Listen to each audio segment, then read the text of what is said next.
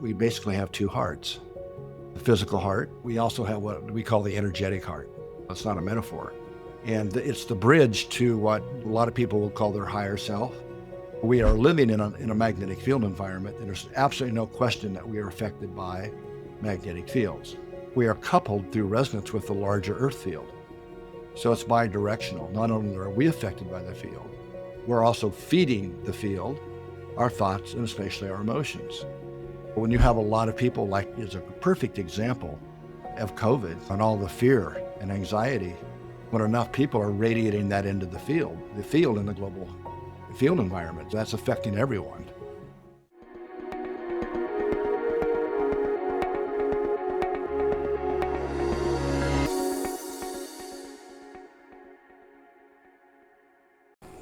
Guy here, welcome to my Let It In podcast. My epic guest this week is Rollin McCraty, one of the founders of HeartMath. And I just wanted to show you on video as well, as you might see if you, I'm in Croatia. We've just literally behind these doors over here. We're wrapping up our 5-day retreat. It's the last day, and you can even see, look at that view out there. This place is phenomenal. We're in Split, the Meridian Lab Hotel in Split. Phenomenal. Anyway, this podcast is phenomenal. Honestly, Rollin, I just love this man. It's amazing. The great thing about this work, obviously what we do here with Live and Flow and at the retreats, and what I'm really passionate about, some of the conversations can get very esoteric and it can feel a bit woo-woo on times. But of course, if you're listening to my channel on a regular basis, it's very normal.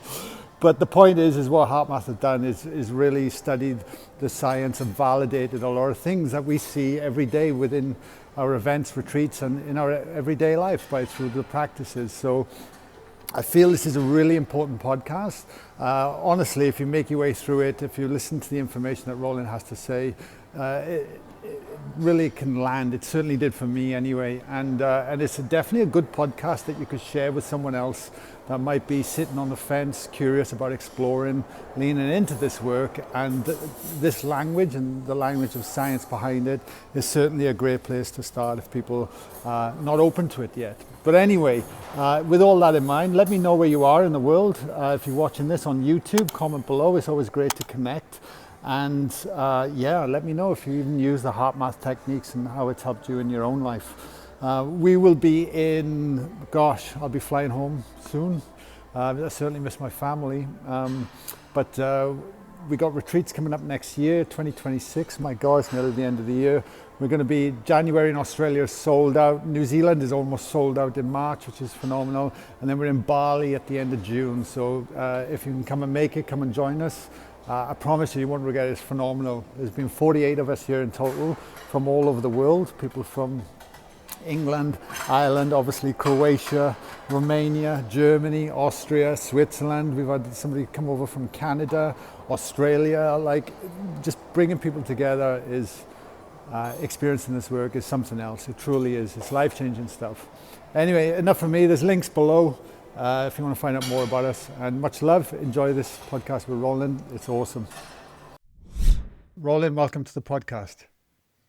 Well, thank you, Guy. It's a pleasure to meet you and to be here having this conversation. So my first question I love to ask everyone is, if we were at an intimate dinner party and you sat next to a complete stranger and they asked you what you did for a living, what you're most passionate about, how would you respond?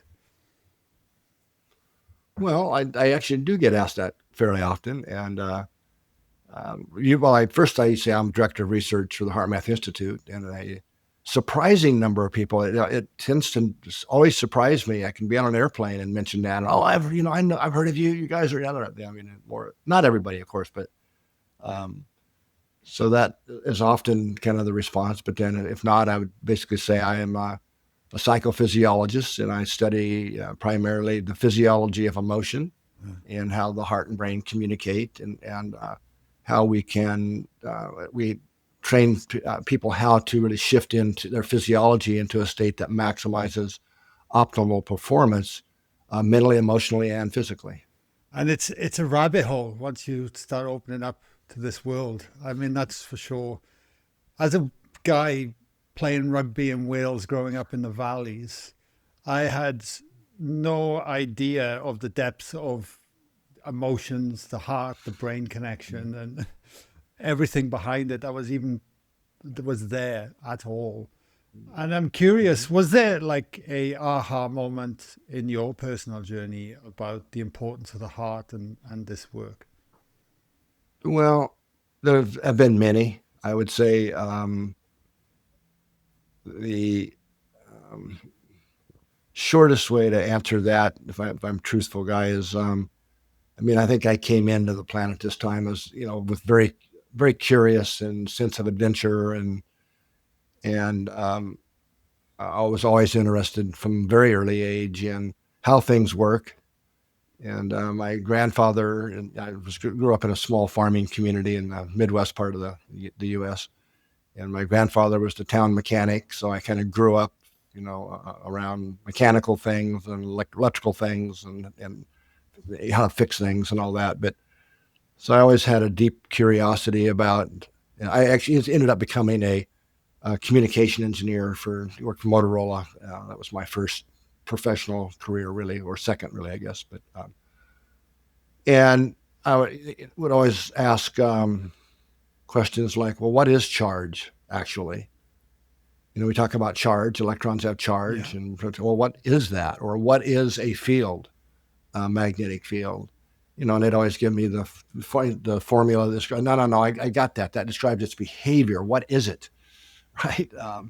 And we'll never get a good answer for that. It's more like, go away, don't ask that. Kind of that gross sometimes, actually. But anyway, that led me to, I found a book in a bookstore that started my journey into consciousness. That's not a word I was ever, even in my, vocabulary at that time. And which led me to, which started to had we get into some of the kind of answers I was looking for, at least some theories and ideas. So that led me to move to California and to go to get a degree in consciousness studies, of all things. So that was Holy my moly. first entry, Yeah. and that was been in the 1970s. I'm getting to be an old guy now.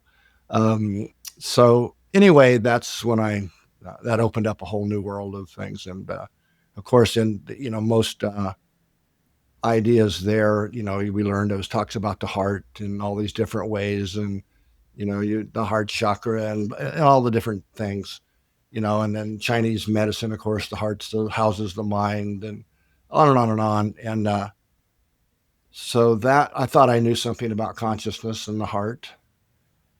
And I'm going to make a much longer story kind of short here, but then I ended up getting introduced to Doc Childre, who's the founder of HeartMath. And I was going to spend an hour with him. I was on business to where he lived, and ended up spending 3 days, I think, that first time. Um, Hour just kept getting extended, to days. And that's where I really learned. That was my first real wake up as to about, no, the heart is way more than a metaphor. It's way more than this thing that's been talked about in these ways, because I had my own experience. And it's impossible, Guy, to describe experiences in a way that convey what they're like, but to where my own level of consciousness, where I was connected to my own deeper heart and lifted into another level of awareness for a period there, and able to contact my larger self pretty directly. And that unfolded a lot of things for me. And so I owned a company at that time, and I had about 80 employees, I think, that reported to me. And I can say in that following 3 or 4 months, I made personal progress in my inner growth than I had in years of meditation. And that's not to say that meditation practices weren't of benefit. They were, but nowhere near the jumps I made very quickly. So I basically followed my own heart's intuitive guidance and sold that company, and then joined with Doc Childre and some others to help him found and launch the HeartMath Institute. Wow. Yeah, thank you for sharing all that. You've sparked so many questions already outside of everything. One is, what was the name of the book? Can you remember? Uh, Doesn't really matter. Okay. Yeah. And I actually can't right Yeah, now. that's okay. That's okay. Unconscious. It's just an open loop in my mind.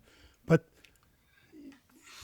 one of the things you mentioned about the leaps you took from once you started to explore the heart, from even though you had a regular meditation practice, can you differentiate that a bit? Because I think a lot of people have regular meditation practices that silent the mind, but then it feels like there's a deeper exploration that you speak of here. Yeah.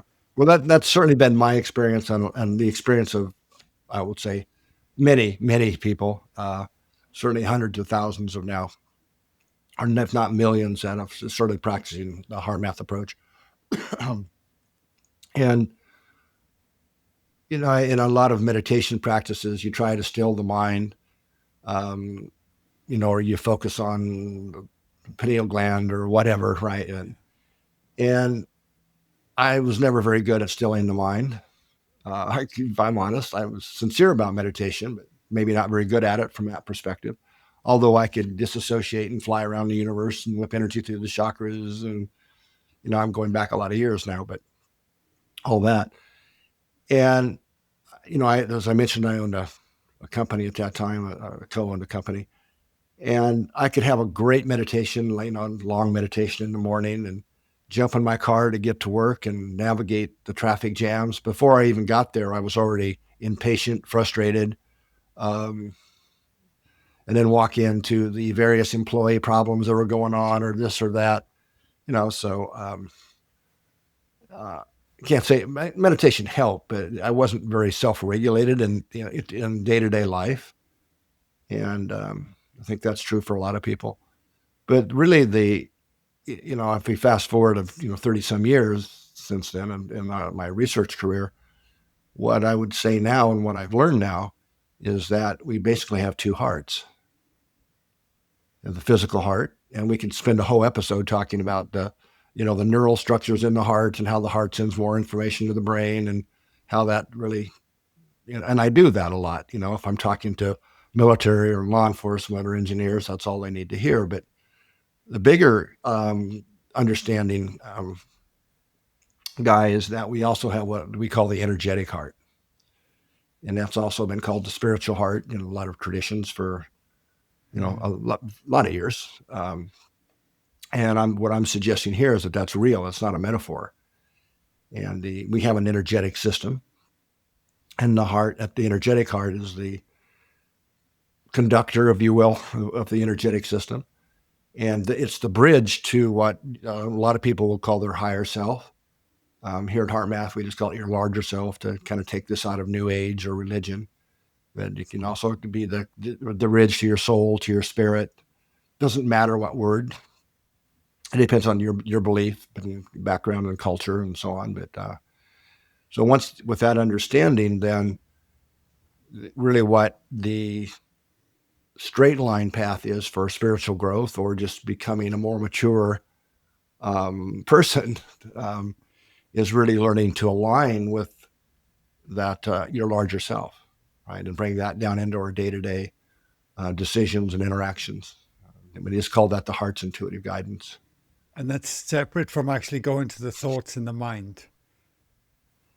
Yeah, well, yes, say it this way. As a psychophysiologist, I have spent a lot of time studying emotion. And the way I think we need to think about is an emotional system. It really is. So and we can talk about that on different levels. Like there's the biochemical level, right? You might remember Candace Pert. She was a friend of mine before she passed on, wrote the book, The Molecules of Emotion, right? Yeah. So in her world, emotion's all about the biochemistry, right? The peptide hormones and the neurotransmitters, and that's true. And it's definitely a very important part of the emotional system. However, you talk to a neuroscientist or a psychophysiologist, kind of like in my world, well, we would say, well, yeah, Candace, that's all good. However, you're missing the point that the hormonal system and actually the immune system as well is under the control of the nervous system. So emotion is really more about what the activity in our brain and our nervous system. right? And the neural structures that underlie perception and, how we get triggered and all that. And so that's also true. And those are things we can measure. But then I'm going to suggest, no, that's not complete either. We also have a third primary component, which I call the energetic system. So through my eyes, anyway, any living system, and we're multidimensional beings. And a lot of people will call this the biofield now, and that's a part of what I'm talking about, but not the whole story.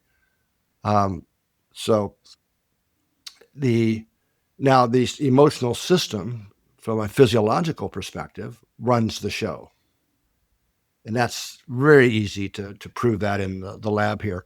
We can have you wired up to whatever, hormonal flows, blood pressure, heart rhythms, and EEGs, et cetera, right? Done all that over the years.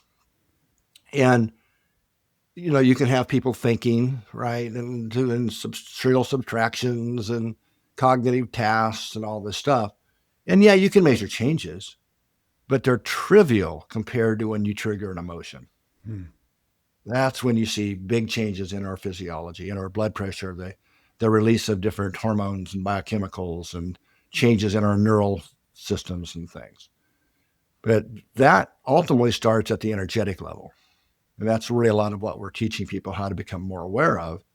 Because at the energetic level, if you can catch things that would trigger us, right, or cause downward spiral emotions or whatever, at the energetic level, they're a lot easier to turn them around and transform them than after it gets down into the physiology, right, into the changes in especially hormones and all that have to clear. It takes time, things like that.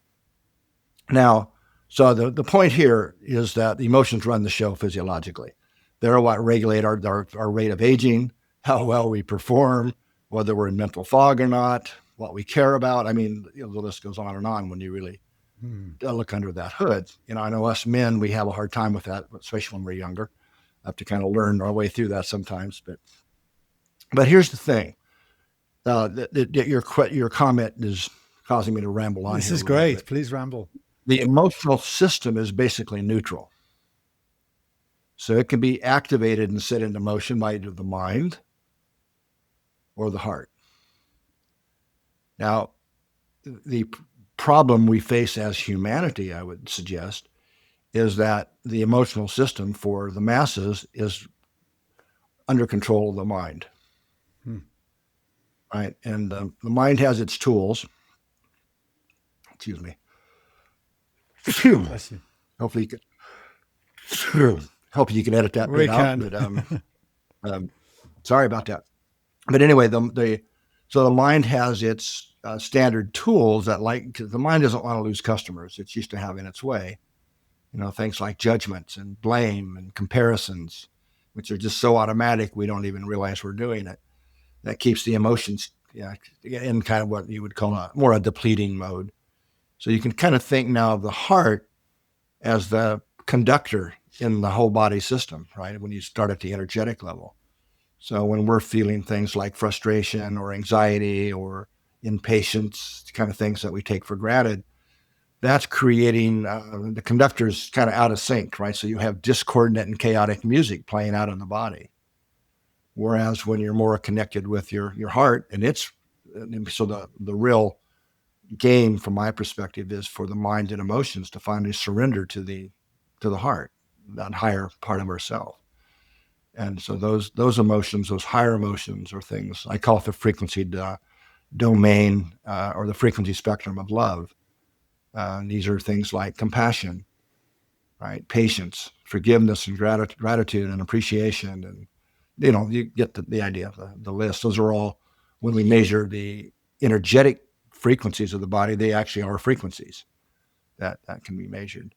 So that's, hopefully that's kind of given a perspective here of what I'm talking about. So then the conductor is bringing the system, all the body systems into harmony, right? So they're playing well together, in an optimal way. And that, basically decreases the aging process, right? When we do that, our relationships get better. We're making a lot better choices because they're aligned with our larger self, right? Clears the mental fog and so on. Makes sense. Anyway, Yeah. sorry for a long No, answer that's there, but great. It's great. I'm going along and just unpacking it in my own mind. So ultimately, it feels like we're going back upstream to the source, which could be the energy field, which influences the nervous system, which influences our biochemistry. yeah, it's our own energetic Yeah. system. I mean, Yeah. So yeah, with that in mind, and just something that's coming into me is like, even just speaking from my own experience, because when I became an adult, through my teens and adult, I was a bit wayward in life, let's say, and I yeah. felt So was I. I felt very lost, and the only thing I knew was how to be aggressive on a rugby field and drink beer, kind of thing. Like that was my identity, and underneath all that, there were the emotions bubbling away that I had no idea of Right. to put into any form or shape into myself. Anyway, so I went through my kind of 20s with this real deep feeling of loneliness, even though I had people around me. That was like my default emotion coming up all the time. And no matter what I did, it would just reside underneath. But what I've noticed then starting to explore different work, around trauma and the body keeps the score and exploring that Sure. and actually coming to the heart, those triggers, those emotions have eased, have dissipated. And there's a much more Right. default Yeah. emotion Sure. around peace. Has Yeah. been a huge component to me. And I was wondering that I'd love to hear your take on how this work can actually impact us with traumas, because they knowingly or unknowingly kind of affect the lens on our life so much and Yeah. how we perceive. And it's Yeah. life changing once the penny drops. Yeah. We actually have a certification program. It's called the Resilient Heart, and it's just really for working in a trauma-informed Right. working in that space. And I don't know if you're aware of that or not. And let me tell you a story that motivated the development of that certification program. It's a great program, by the way. It's one of the highest rated things we do. It's like 5 stars out of 5 stars almost every time. It's a different approach to trauma in a way. But there was a HeartMath trainer. His name was Majd, and he, a true humanitarian. But he opened 3 refugee camps in Lebanon for the Syrian refugees, and was working with hundreds, thousands actually, of refugees in his 3 facilities there. And he had 3 programs that he developed, all based on HeartMath tools, techniques, and our technologies that measure your heart rhythm, your heart rate variability, and give you a feedback signal on how coherent you are, which is a great tool to facilitate learning how to get in sync and in touch with the heart. And one of his programs was for kids, which were a lot of in these refugee camps, and a lot of mostly mothers and children. A lot of the fathers were no longer with them. And it's a pretty high stress environment, obviously. And one of the primary symptoms of the stress, the way it played out physiologically for the kids, was bedwetting. And it was a pretty big problem there. And what he found, it wasn't just how well it worked, but how fast it worked. And he did research, and I think it was something like 800 kids that he had done studies, on training these techniques based on one of our programs actually for young children. And he found that a very, very high percentage, I don't remember the exact number, but in the 90%, within just a couple of weeks, had resolved their bedwetting issues when they learned these techniques. And he also had another program for the mothers to help them deal with their stress and to reinforce it with their children. And then the third program was a much more in-depth program, and that was for survivors of torture. And I mean, I won't go into all the details here, but it was a much more carefully crafted thing, a safe container and all that. But what he told me, we spent a couple of days together, and once he said, basically, Rollin, he said, there is no resolution of trauma if we do not reconnect them with their heart. And I think that really is, well, it's not just in trauma. I think that's the biggest crisis that's facing humanity, is really disconnection with our own larger self and disconnection with others. It's that separation. And we see that playing out in the world today, probably more than ever in my lifetime. And so it's that reconnection that really has to happen for the real resolution, I believe, of trauma, whether you want to say it's stored in the body or, in our energetic system, which is kind of more where I fall in that curve. But yes, in the body and the cells as well, of course. Yeah. But Wow. You raise such a good point. That, do you think it's that simple that we just separate? We feel separate? I mean, when I look on my life, well, that's what it certainly felt like. yeah, well, yes, it's that simple, but that it doesn't mean it's easy. No. Right. So like in your own story and mine too, actually, as a younger, I was a wrestler, right? Oh, wow. Not a rugby player, but, Yeah. We just aren't, and this is one of the reasons that we have so many programs for kids, from kindergarten all the way through college, is the biggest gift I think we can give children is so they don't have to go through what you and I did and unlearn all that later in life and go through all of those traumas and separations and school of hard knocks, because kids take to this very quickly, right? Before we beat it out of them, they're naturally aligned with their larger selves. They just are. They're just loving beings, unless they're in a really horrific environment or something. But so we learning this as kids, these about our emotions and about how to regulate them, right, is really what we're talking about here, and how to connect with your deeper heart's intuitive guidance. Absolutely. But there's hope, right? Because we, as adults, we can learn this very quickly as well. So 1000%. I mean, we run retreats and events over here. We have been, and many people are coming, and many people want to explore their inner selves.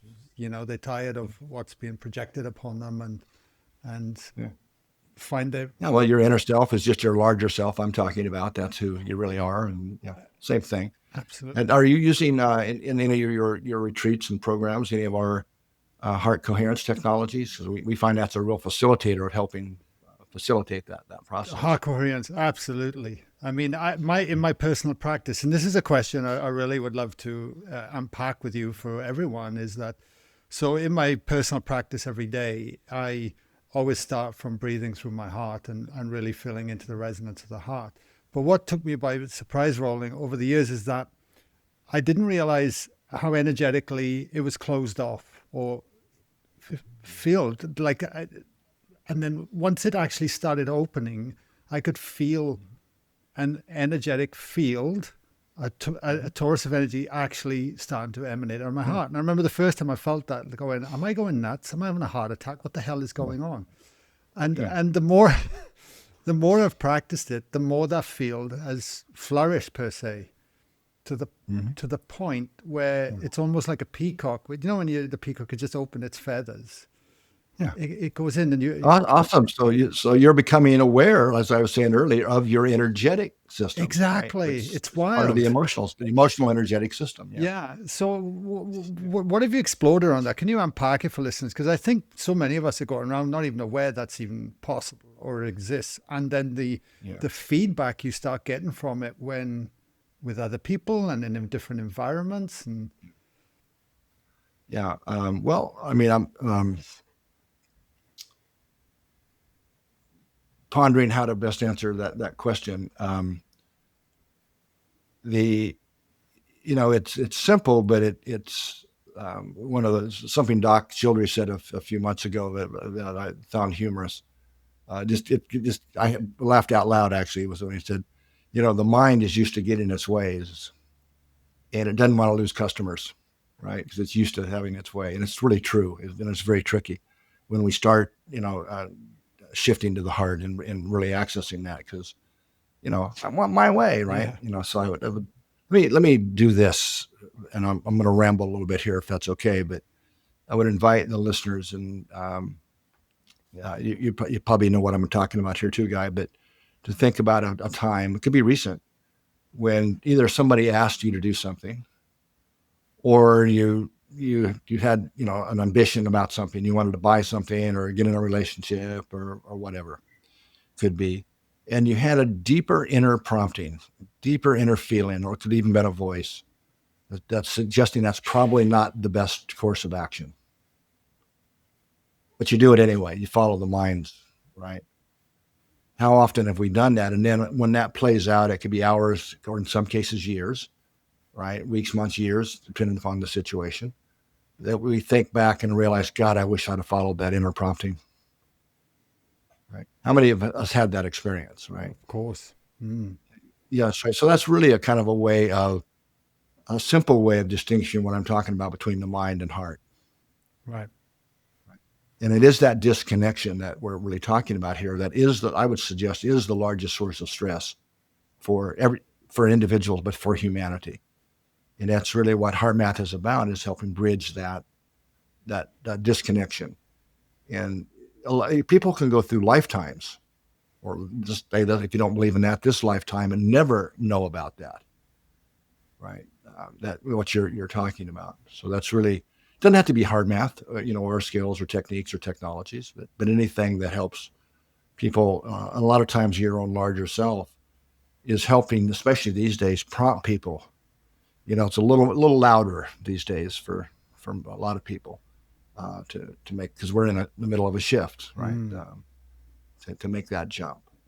So I don't know if I'm answering your question, but things like hard focus breathing or techniques, but one way to really facilitate it is actually looking at, there are very inexpensive devices now that measure your, let me back up, if I'm going to say it this way. So, we all know what heart rate is. How many times does the heart beat in a minute? But in reality, our heart rate changes with each and every heartbeat. And that's called heart rate variability. And it's that beat to beat change that's always going on, whether we're asleep, always going on. It goes going up and down. And this is what creates the rhythm of the heart. So HRV is really about rhythms. And there are many different rhythms within the heart that have different physiological sources and are really very important for our ability to perform well, think clearly, and the types of things we're talking about. So there are devices now that you can put a little clip on your earlobe, right, and to see in real time what your heart rhythm is. And it trains you, instead of just measuring how much of this heart rate variability you have, these devices train you how to make that shift from what we call an incoherent state to a coherent state. And that's one of the fastest ways to help open that channel to the heart. And then there are techniques that you use to help make that shift, like hard focus breathing. And then as you're doing the hard focus breathing, like you pretend you're breathing right through the center of your chest, depending upon the context and the situation. And it instructs you to say, maybe you're in a traffic jam and you're getting impatient. Well, as soon as you start feeling that, you hard focus breathing, and then breathe a feeling of patience. And now that's starting to shift the energetic frequencies that then change the play out in the body, right? And facilitate mental functions to be clearer and make better choices. Yeah. I don't know if I'm answering your question. Yeah, no, it's the whole thing is fascinating. It's fine. What's coming to me to explore as well is that by developing that skill, if you like, by through the practice of repetition and actually, for me, the way I see it is that field is almost coming online. It's solidifying. It's almost strengthening, or I don't even know the right word. Well, okay. So we can talk about the field a little bit more. That might have been what you were actually asking me about. So when we put electrodes on the body, right, across the chest to measure the electrocardiogram, or we put them on the head to measure the electroencephalograph brain waves, what the electrodes are measuring is the flow of electrical current. Literally. That's why they're called the electrocardiogram, right? Now, of course, the heart is measured in millivolts, and brain waves are measured in microvolts. So the heart's 100 times plus in electrical amplitude and voltage. So it's by far the largest electrical system in the body. Now, that's all the electrodes see is current flow. But basic science, physics 101, whenever you have a flow of a current, you create a magnetic field, right? Now, magnetic fields, electric fields and magnetic fields are very different. We call it electromagnetism because one makes the other and so on. But in this case, the flow of current creates a magnetic field. Now, one of the properties of a magnetic field is they go through things. That's why cell phones work indoors. Remember, I used to be a communication engineer. So it's the magnetic component that's going through the walls and the windows and carrying the information, your voice, right, or your text message, along with the carrier, the magnetic field, from your phone to the cell tower. So physiology beat us to all this technology stuff, right? So when the heart beats, that field radiates easily out through the skin into the space around us. Now, I'm not talking about an aura or something here. This is something that I can measure. That's how I know this is true. But I use a different device called a magnetometer, measures magnetic field. Now, you can, in fact, most larger hospitals have what are called MCGs, magnetocardiograms. You never touch the body. The sensors just go around the body to measure the magnetic field. Okay. Now, you can back up those sensors, with the heart about 3 feet. I don't know if you do feet or meters, but anyway. I grew up with both, really, being from Wales. Okay. Yeah. So until you don't detect that signal anymore, it doesn't mean the signal stops. That's just the current sensitivity of instruments. Brainwave, you back up about an inch and you lose it. So clearly, energetically, the heart's the big player. Now, we were able to show, this was back in the 90s, that magnetic field, just like the signal from your cell phone is carrying information, well, so is this field from the heart. It's the carrier. And that's modulated with, for sure, emotional state information, right? So, in fact, this is where my training in communication engineering came in handy, because we were able, using the same techniques I used to use at Motorola to decode a signal like being carried by a radio wave, applied to the signal of the heart. And you can clearly see, I call them different vibrational signatures of different emotional states. So what I am saying is that what we feel inside, whether we're aware of it or not, we're broadcasting, right? So we can have a kind of an inner music playing of, say, anger or frustration or anxiety, it's always in the background. Well, that's what we're broadcasting. And it matters because we were also able to show that field is detected by the nervous systems of other people in a measurable way, in a meaningful way. So there's always an energetic communication going on between people when we're together in groups. And I would say even non-locally in some cases. So that energetic communication, although most people are unaware of it, is still biasing and influencing their perceptions and their decisions. And that's incredible. I see you shaking your head. Yes. So you probably, we all have experienced this. This shouldn't be some big revelation, but it's just now that we're able to put science to it. Yeah, no, the penny just dropped with me when you were describing magnetic field and how information can go through things. I was like, of course, I never thought of it from that perspective before. Mm-hmm. So then my question to you, and for some reason, this memory stands out in my mind. And because I went and saw Howard Martin speak here many years ago. He came to Australia. Okay. Yeah. Got to meet him. Anyway, and he spoke about the Global Coherence Initiative, I believe it was, or something like that. Sure. But I remember, because I was living up near Byron Bay at the time. I don't know if you're familiar with it. It's quite a spiritual, everyone comes around to kind of like to go there and experience it and everything. But I was living not far from there.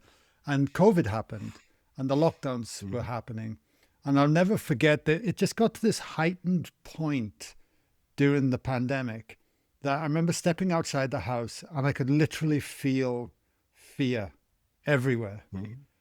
And it was wild. And I was doing my best to actually just be present with and not allow it to influence my internal state of being. Yeah, good.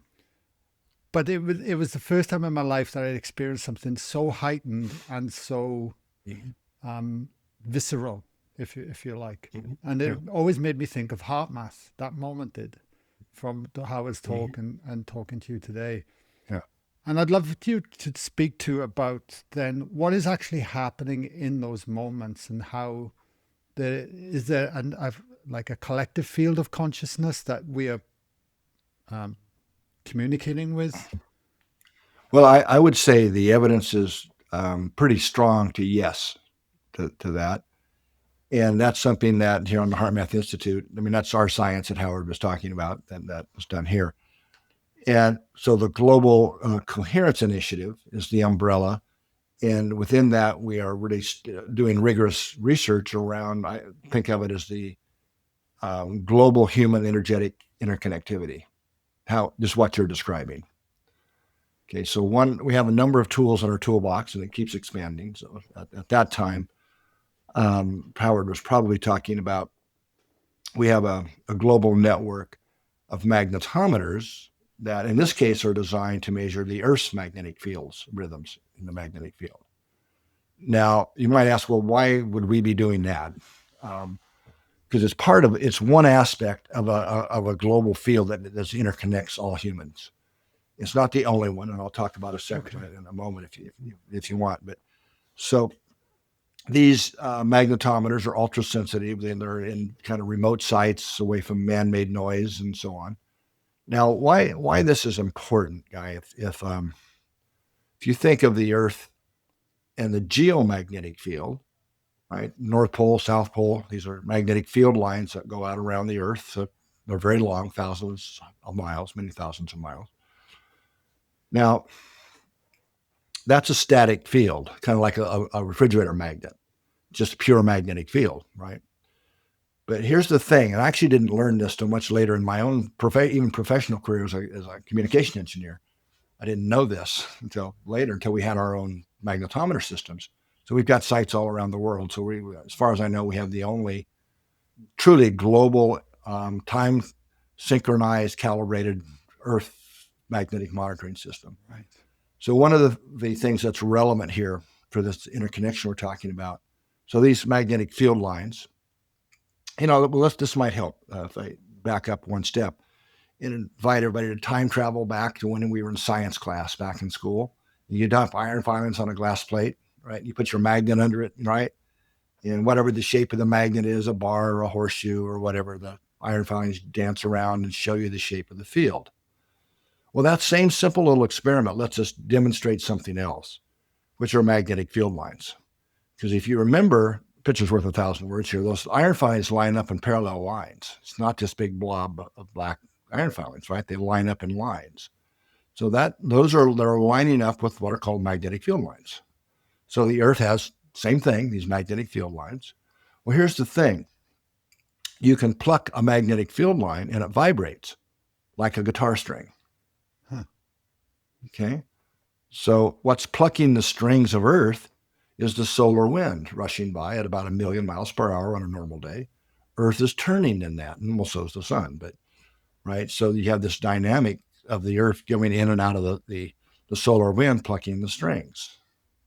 Well, here's the wild thing. The primary resonant frequency, and these are called field line resonances, is the technical term, vibrate in frequency language at a frequency of 0.1 hertz.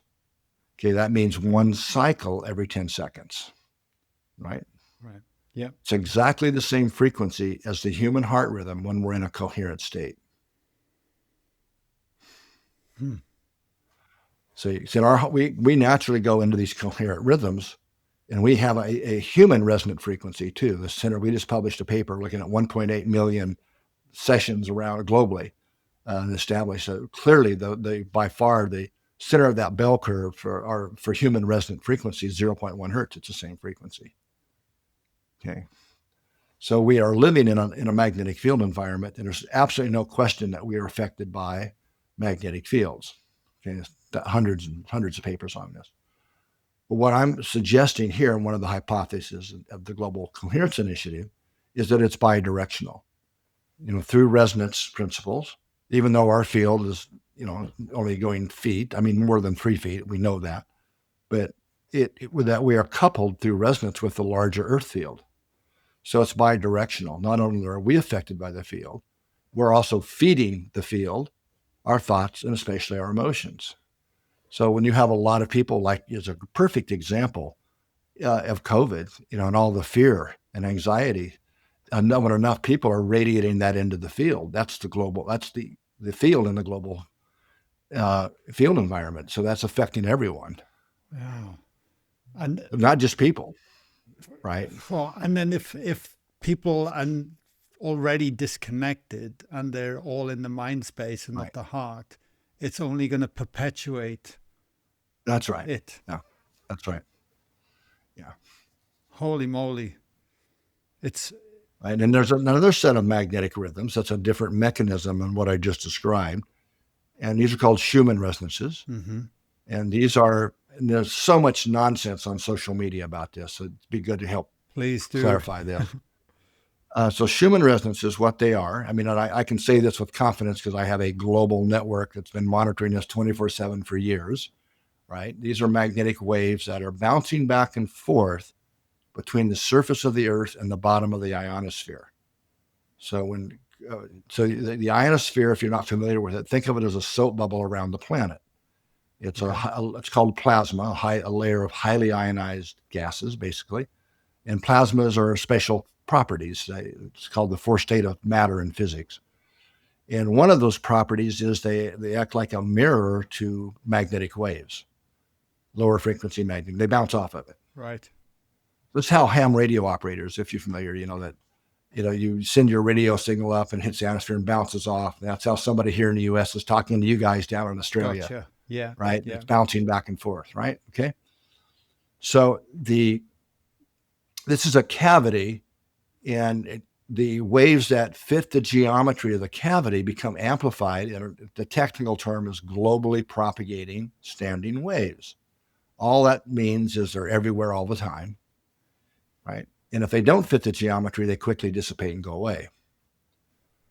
Okay. So it's like dropping rocks in a pond. You drop them in at the right rhythm, the waves amplify, and you have these beautiful coherent waves. You drop them in all choppy, you just got choppy waves, right? There's no standing waves. Same thing. So these were first experimentally measured in late 1959, early 1960. Not that long ago, actually, in my lifetime, right? So it's a relatively new understanding, but there's 8 of them. And this is where the social media stuff goes crazy all the time and just off base. The first one is 7.8 hertz is the frequency. Then there's multiples of that, 14 hertz and so on. All 8 of these Schumann resonances overlap human brainwaves. Okay.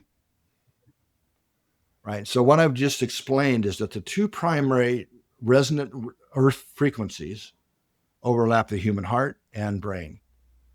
Now, it's really interesting. Remember how I talked about the heart is millivolts, brain microvolts, 100 times difference? Now, I don't know if this means anything. It probably does. It's the same ratio at Earth scale. The field line resonances that overlap the heart are huge compared to these little baby Schumann resonances in terms of their magnetic amplitude. So basically, the science is pretty clear that these background magnetic rhythms we all live in, even if you're in the space station, are really important for healthy function. They are a synchronizing signal, right? They help our physiology stay in sync, these different rhythms. And then when they get disturbed, like whether we have a solar flare, right? Coronal mass ejection, that if it happens to point towards Earth and the plasma wave hits the magnetic field of Earth, that causes the field to be disturbed, right? And that's when we don't like that. Our physiology and our emotions don't like it. That's when you have more hospital admissions and for all kinds of things. And a lot of people are getting edgy quicker to get angry and frustrated and fly off the handle and that kind of thing. Wow. So that's correct me if I'm wrong. So that's a sympathetic resonance where we then just, because we're in it, it's the environment is influencing our internal state of being. Yeah, and we're influencing that. It's a bidirectional system. What are your thoughts then on, because I've done nearly 400 podcasts, right? And there's been many conversations around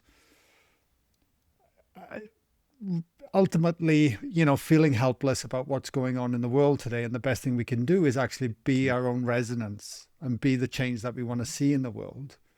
Are we actually influencing that field by the more? Well, yes. I'm saying we're influencing the information in that field. Right. I'm not saying we're making the field stronger or weaker. Yeah.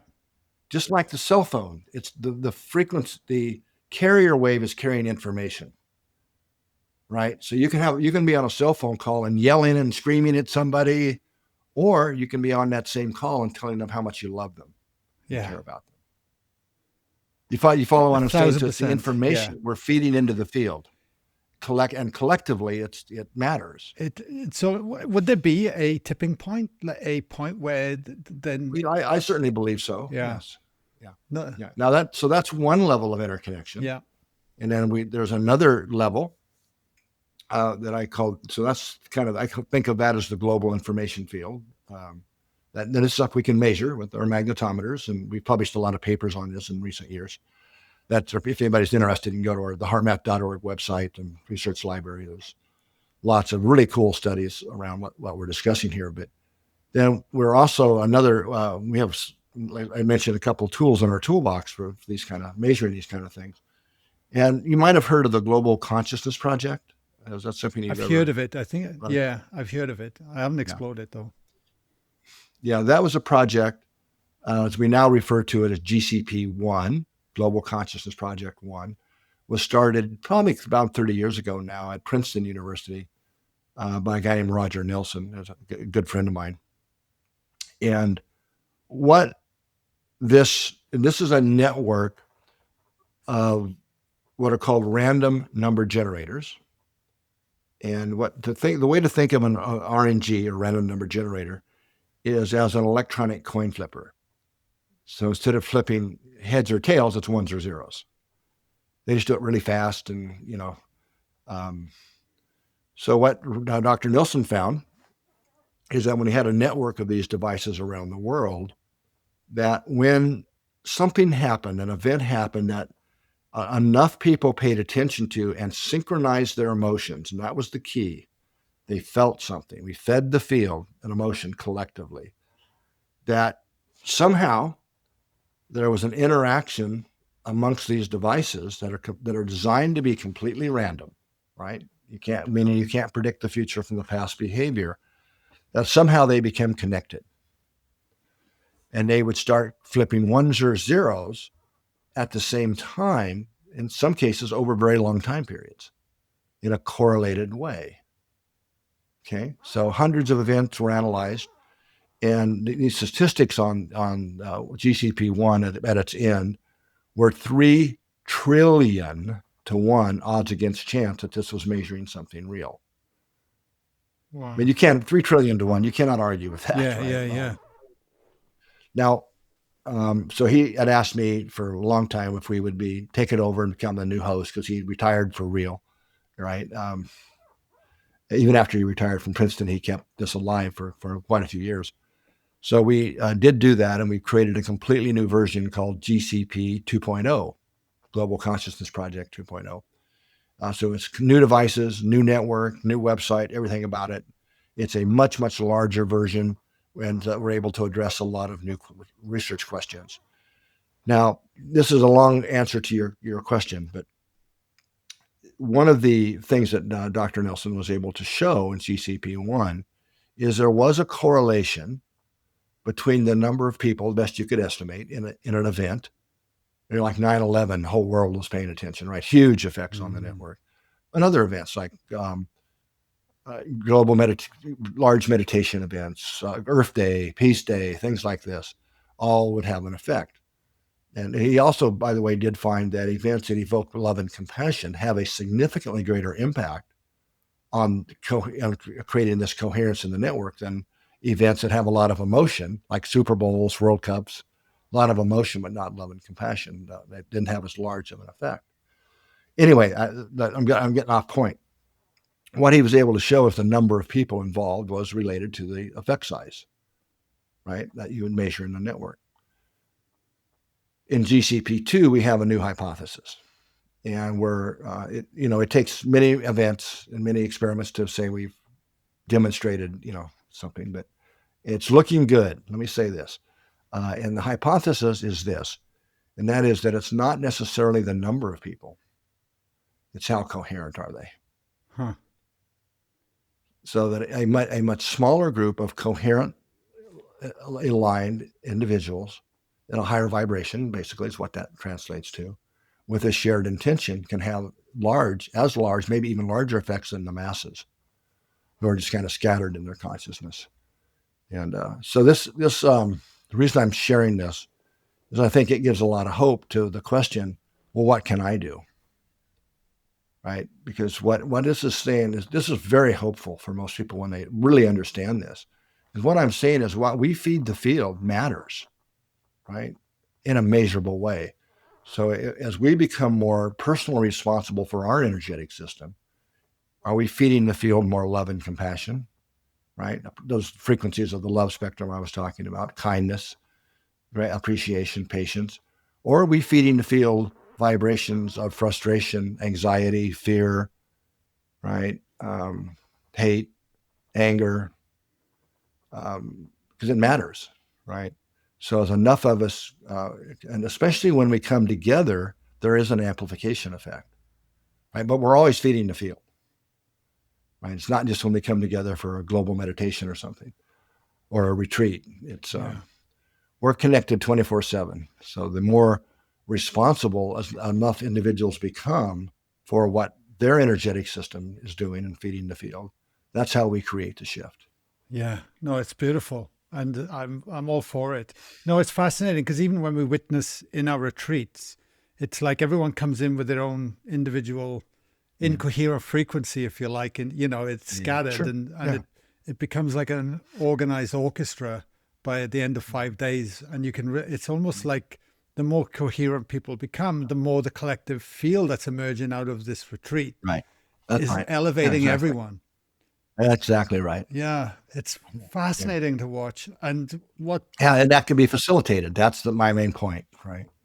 We can facilitate that. Exactly. Right. And, every time I run one, we generally run about 6 a year. But when I leave that, it just gives me so much hope for humanity because I see the best in people. I see people come in that are feeling a certain way. And by the end of it, they feel different else. And if they continue to practice the tools and take it into their everyday life, which is really important, of course, as well, it's creating a different ripple effect into the world.